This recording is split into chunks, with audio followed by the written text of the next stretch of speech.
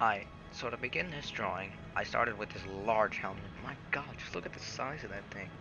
I tried to get it as close to the films as possible. On the helmet, I added grooves and his eye sockets, which were meant to feel cold, if that makes any sense. Lastly, I rated the spikes by making them higher, and then I began with the body armor. The shoulder plates were first. I added spikes, which gradually got larger as it came closer to the camera. In the middle, I made a chest armor and gave it a line down the middle. The same spikes were added to the other shoulder. Next up was his arm. I made sure to draw it in a way to show that Sauron was showing off the ring's power, and I think it came out well enough. I added the gauntlet at the end and added metal plates all over his arms. At the end, I revisited the gauntlet and added metal plating on it as well.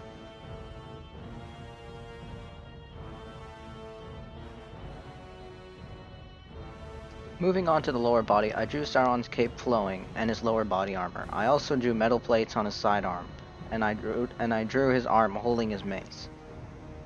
This was a little bit difficult, I must say. At the waist area, I drew a cloth hanging down, and then I moved on to the legs. In the legs area, I gave him some epic metal boots and some knee pads, if you could call them that, really.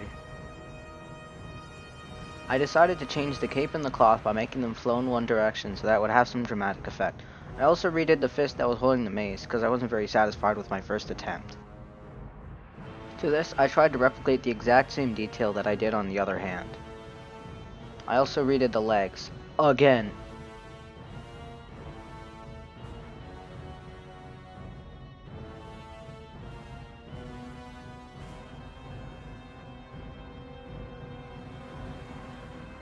Okay, with all that out of the way, I got started on the background. The background is meant to be Mordor, the land where Sauron dwells.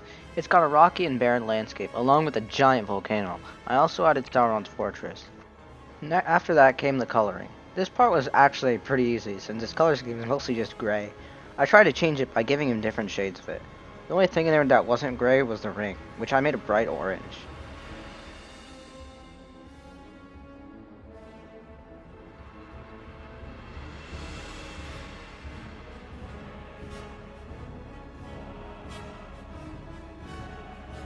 In the spaces between the armor plating, I colored them black. I also colored the maze like the same shade of gray as most of them, and then I colored down the legs. For the background, I tried to switch it up by finding a dark shade of blue but not too noticeable. I proceeded to then use this for the rest of the rocky area and the fortress, minus the volcano. Afterwards, I moved back to Sauron's armor. I used the airbrush to give most of his armor a shining effect, you could say, and to make it more realistic. I then applied the shading to Sauron's helmet, combining all three gray shades.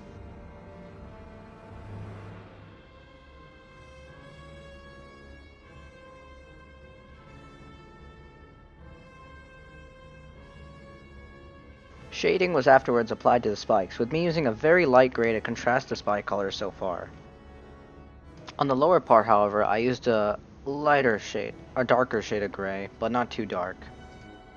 I then did this to the spikes on the other side, his arm plates, and his boots.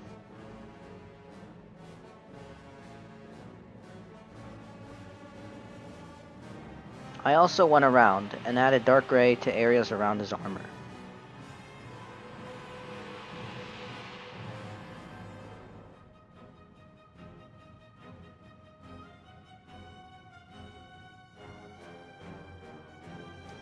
On the cape, I added dark gray all over it to simulate folds. Then, I continued to shade the arms and added some shine to the forearm plates and the gauntlet. I am really happy with how this turned out.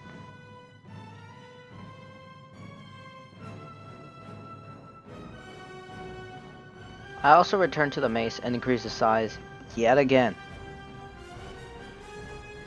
Following this, I added shading to the background, drawing curvy dark gray lines to simulate rocky areas. To give the feeling that the fortress and mountains were in the distance, I made a fog effect in those areas. Moving on to the volcano, I created an eruption and lava spilling through the cracks. When that was finished, I added a cloud line. I drew gray streaks across the sky and then proceeded to blend these to create a cloud effect. I blended the top of the smoke to show that it was kind of feeding into the clouds.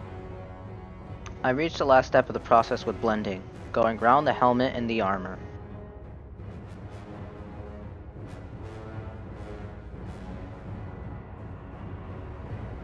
I decided the eruption was lacking a bit, so I decided to blend the two colors together, and I'm glad I did that.